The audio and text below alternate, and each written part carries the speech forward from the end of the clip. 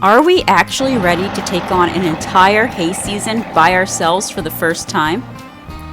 Hi, and welcome back to Whitetail Acres Farm. Hay season is a big deal on any farm. It's the difference between having enough feed for your animals through the winter and scrambling to buy overpriced bales from someone else. And this year, for the first time, we're doing the entire process ourselves. That means cutting, tedding, raking, and baling, all of it right here with our own equipment and our own two hands.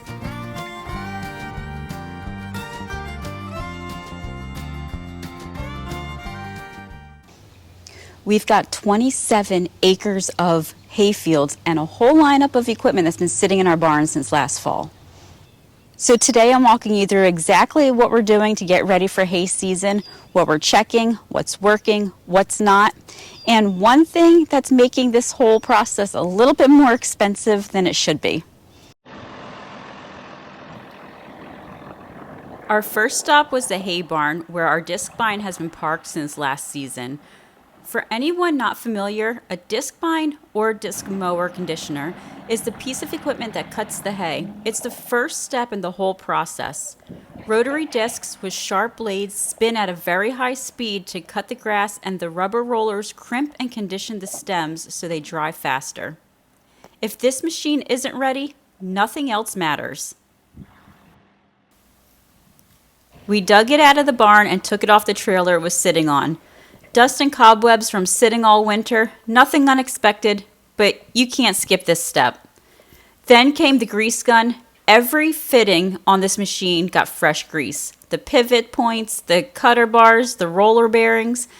When equipment sits, grease breaks down or gets pushed out of where it needs to be. If you fire up a discbine with dry bearings, you're looking at a repair bill before you even cut your first acre. So the PTO on this is convertible between 540 PTO and 1100 PTO, or 1000 PTO. So all you have to do is flip the shaft 180 degrees, and it was set up for 540. Now I just flipped it over and she's set up for 1000 PTO, which is what this discbine takes. And then after we're done all our mowing, then we flip it around, and then we'll be back to 540 PTO for to run the baler or the manure spreader. Switching this way, it's a whole lot easier. When you have to switch it back, it takes a whole lot of more trial and error to get that snap ring back in there for whatever reason. So it's pretty easy today. Now we can move on and get this discbine ready for cutting.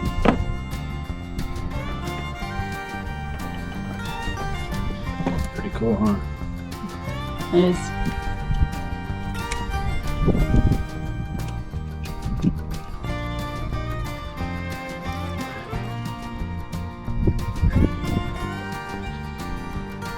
Go ahead and get this hooked up the rest of the way, and then we'll move on and get everything greased up and check the gearbox oil.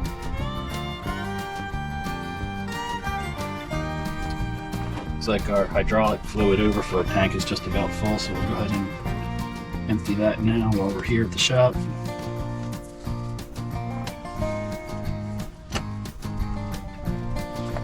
If any oil leaks out of the SCVs in the back, they're connected to this tank here, so they always drip a little bit, so this catches any of that so it doesn't go down into your hay or your field. So we'll go ahead and empty that out, and then we'll be ready to go.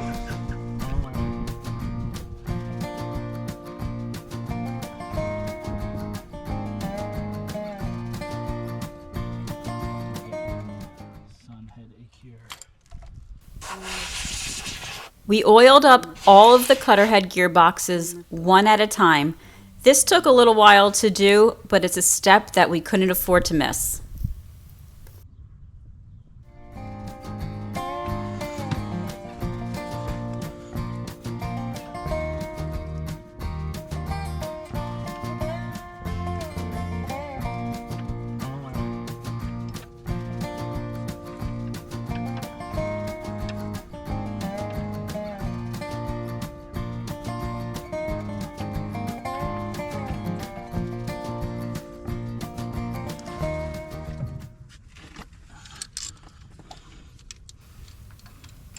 Then came the moment of truth.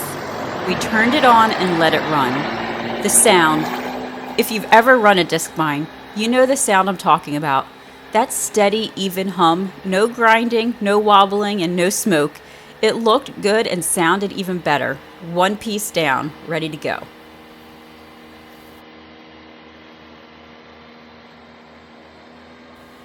The next thing on our list was the tedder. And this is where things get a little frustrating. If you've been following along, you know we won a beautiful 8-basket tedder at the Agriteer auction a few weeks back. It was the one we wanted most. 27 feet per pass, which would cut our tedding time in half. We were thrilled. But that tedder is still giving us some problems. We're working on getting a tech out to the farm to service it, but as of right now, it's not field ready. It's been frustrating. You win a piece of equipment you need, and then it just sits there. Oh, man.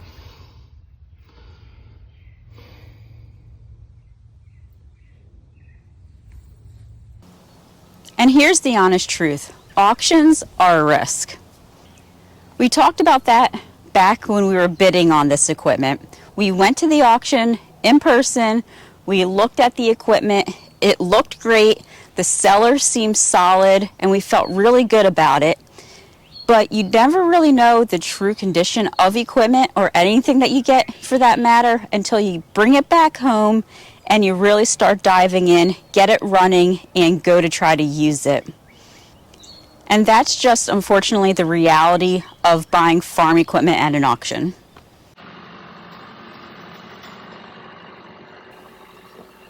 But here's the part I'm thankful for. We weren't too quick to get rid of our 4-basket tedder. A lot of people, when they upgrade, they sell the old equipment right away to help pay for their new one. We held on to ours, and I'm glad we did because right now it's going to be our workhorse for this season. We pulled it out of the hay barn, cleaned it off, and we went through the same maintenance routine. Greasing every fitting, oil where it was needed. The tines look good and the rotors spin freely. It's not our 27-foot upgrade that we wanted, but it's reliable, and right now, that's what matters most. The 4-basket tedder will ted about 15 feet per pass, which means more time in the tractor seat for us. But you know what? For our first year doing this ourselves, maybe that slower pace really isn't the worst thing in the world.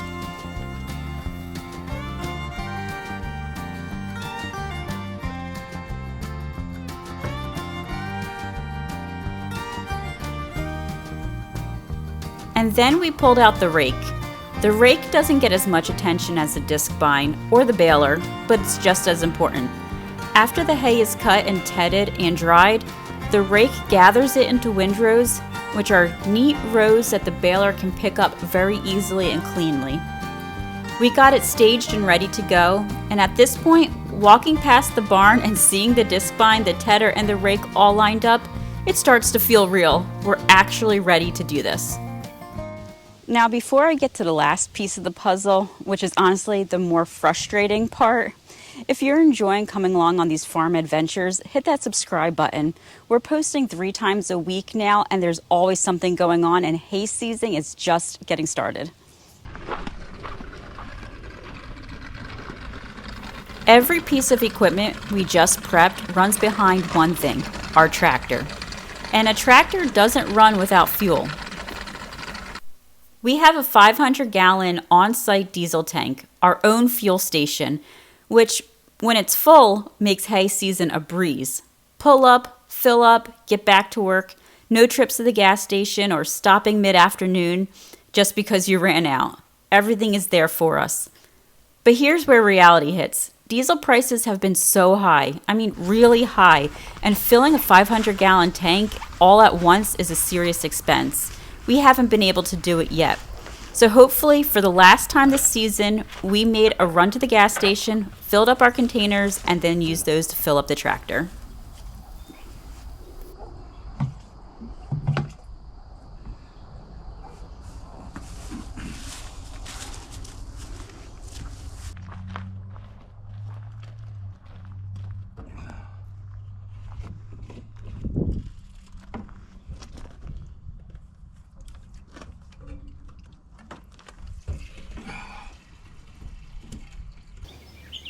It's not efficient. It eats up a lot of time. And honestly, it's a little discouraging when you have a great piece of infrastructure sitting right here that you can't use the way you want to. But that's okay. We're keeping a close eye on the diesel prices, and they seem to be coming down a little bit. And as soon as they get down just a little bit more, we're going to be able to get this thing all fueled up, and hopefully the rest of the hay season will go really smoothly. All we'll have to do is just pull up, fuel up, and be back out in the field.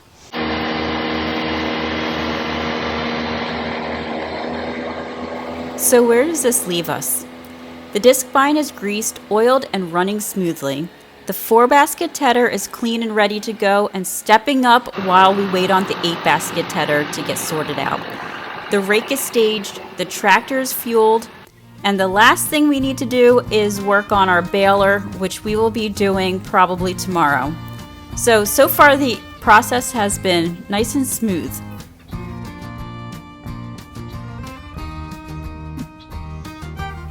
Are we 100% ready? Almost.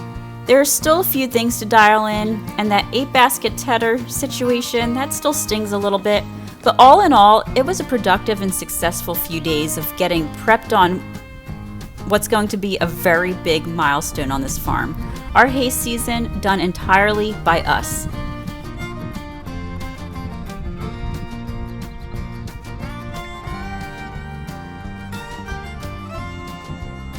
If you've ever had to fall back on old equipment when your upgrade didn't work out, or if you've got a hay season story of your own, we'd love to hear about it in the comments.